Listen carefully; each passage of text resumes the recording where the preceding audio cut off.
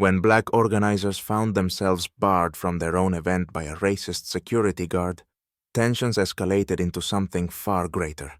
Police intervention, media attention, and an unexpected twist changed everything. What happened next would shock even the most seasoned observers. But let's start from the very beginning. Jason and Linda Williams, dressed in business attire, approached the main entrance of the pavilion, where a charity event they had organized was set to begin in an hour. Banners promoting youth initiatives, designed by them, decorated the venue. This event was not only significant for their family, but also for the community, which hoped to raise funds for a program supporting at-risk teens. As they reached the security guard at the entrance, they noticed him eyeing them from head to toe, clearly in no rush to let them through. His gaze was cold and suspicious. The guard, a tall, burly man named Brian Thompson, furrowed his brow and stood directly in front of them, blocking their path. "Sorry, but you can't go in here," he stated sharply, raising a hand to stop them. Jason raised an eyebrow, confused by the guard's behavior. He pulled out his organizer ID from his inner pocket and, calmly handing it over, said, "We're the organizers of this event. You can check the credentials." However, Thompson didn't even glance at the ID, blatantly ignoring the outstretched hand. His expression hardened, and with a challenging tone he added, "I don't need your documents. I told you, you're not allowed in. This is a private event, and you don't belong here." Linda stepped forward, trying to take control of the situation. Her voice trembled with indignation, but she kept her tone steady. "This is our event. We organized everything, and our guests are expecting us." Thompson interrupted her even more rudely. "Listen," he spat with disdain. "Either you leave on your own, or I'll have to call the police." At that moment, Jason felt a surge of anger boiling inside him. He couldn't believe that in the 21st century, they were still being treated this way because of their skin color. Linda gave him a worried glance.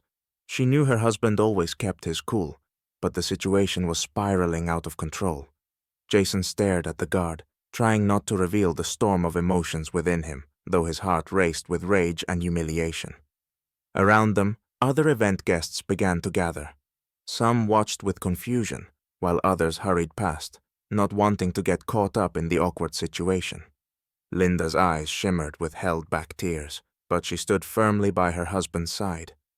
"We're not leaving," Jason finally said firmly, his voice calm but filled with resolve. "This is our event, and we have every right to be here." Thompson scowled, his face reddening with irritation, as he reached for his radio. "This is your final warning. I'm calling the police now," he said, holding the radio in his hand. At this point, the situation was about to reach a boiling point. Thompson was holding his radio when the police arrived at the entrance. Two officers, responding to the call, approached the group briskly. One of them, Sergeant Davidson, was a tall, middle-aged man with a stern expression. His partner, a younger officer named Lewis, looked less confident, but followed his senior closely. Thompson quickly rushed over to them, gesturing toward Jason and Linda. "These two are trying to get into an event that isn't for them. They refuse to leave," he said, trying to sound professional. Jason took a deep breath, trying to remain calm, but his face was tense. Linda, feeling on the verge of tears from the helplessness and humiliation, still stood resolutely by her husband, holding his hand tightly.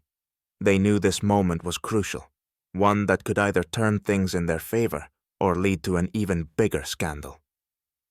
Sergeant Davidson quickly assessed the situation. He looked at Jason and Linda, then at the security guard. Stepping closer, he asked, "Do you have documents proving you're the organizers?" Jason once again took out his credentials and handed them to the officer. This time, Davidson accepted them and carefully reviewed the information. As he read, his expression grew more serious. Officer Lewis stood nearby, watching the events unfold. "They're the organizers," the sergeant finally said, handing the documents back to Jason. "Everything is in order." The guard stepped back, his face contorted with confusion and frustration. "But they were acting suspiciously." Thompson tried to defend himself, but his voice was already faltering. "Suspicious?" Lewis asked, raising an eyebrow.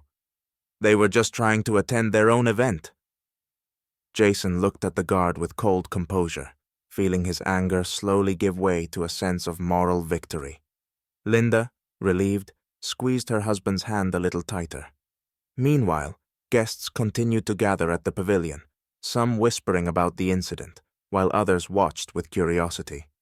"Can I get back to my work now?" Jason asked, his voice steady, though he avoided looking directly at Thompson. The tone made it clear he would tolerate no further disrespect. "Of course, Mr. Williams," Sergeant Davidson replied with a nod. "We won't trouble you any further." Thompson stood frozen, unsure of what to say. He realized that the situation had spun out of his control. He knew he had made a serious mistake, but his pride and underlying racism prevented him from admitting it publicly.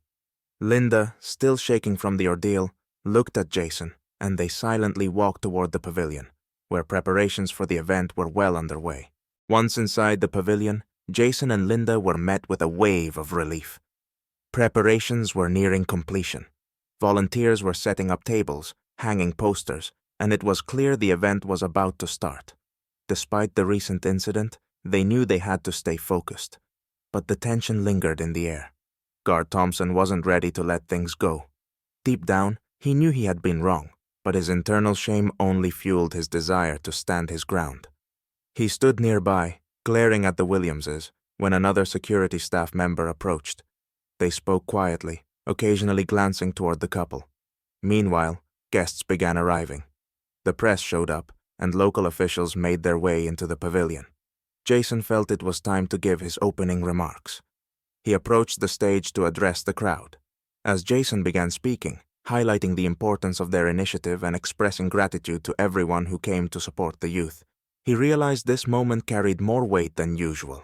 All eyes were on him, including those of the police officers who remained nearby, observing the situation.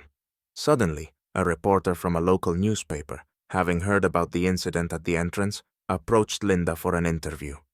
He asked what had happened, and she briefly recounted the conflict with the security guard, without dramatizing the situation, but also not downplaying its seriousness. This was a pivotal moment. The local media immediately picked up on the racial dynamics at play. Thompson, seeing that the police hadn't taken his side and that Linda was now sharing her story, realized that the situation had slipped completely out of his hands. He could no longer prevent the spread of this story. However, his pride and internal biases wouldn't let him simply walk away. He understood that his actions would soon come under public scrutiny, not only from the guests, but also from the press. After Jason's speech, the situation escalated further when one of the guests, aware of the incident, publicly asked how the organizers felt about such acts of discrimination in society. Jason responded clearly. "Every day we face challenges we must overcome. Today's incident is just another reminder of why our work is so important. We're here not only to support our youth, but also to show that we are willing to fight for justice, no matter the obstacles." The crowd erupted into applause, and Jason knew the public was on their side. After Jason's speech, the event continued in a lively atmosphere. People approached the Williamses, expressing support and gratitude for their efforts. However, the incident at the entrance was still on everyone's mind, and soon it became the main topic of discussion among the guests. Meanwhile, the press actively interviewed attendees, with some sharing their own experiences of discrimination. Thompson, watching the events unfold, understood that his mistake had become public knowledge. His pride kept him standing aside, but the internal tension grew. He realized that he might soon be at the center of a scandal. Finally grasping the seriousness of the situation, he decided to approach Jason and Linda. When he reached them, Thompson looked uncomfortable, trying to hide his embarrassment. "I'm sorry for what happened," he began, lowering his gaze. "I was wrong. I didn't realize you were the organizers." Jason and Linda exchanged glances. Linda, still feeling the pain and humiliation, couldn't immediately forgive the guard. Jason, remaining calm, responded, "It's not just about who we are. It's about how you see us as people." Thompson stood frozen. He realized that his actions weren't just a misunderstanding, but the result of biases he had long refused to acknowledge in himself. He was forced to confront the beliefs he had always considered normal. Linda added, holding back her emotions. We don't need apologies to move on, but we need people to understand this kind of behavior is unacceptable. Everyone deserves respect. Thompson nodded silently, unsure of what else to say. He stepped aside, realizing that his prejudiced actions had changed how others saw him. His internal conflict was evident. Meanwhile, the story was already gaining traction on social media. Reporters published accounts of what had happened, and the public began actively discussing the racism and discrimination Black families still face, even at peaceful and positive events like this one. Jason and Linda weren't about to let this moment pass. They decided to use the attention from this situation to draw more people to their charitable initiatives. The event's climax wasn't just about fundraising. It became a symbol of the fight for justice. The presence of the media helped the story reach a wider audience, prompting many to reflect on how often such situations occur in everyday life. As the event ended, Jason and Linda left the pavilion feeling satisfied. They knew their work was far from over, but today had been an important step forward.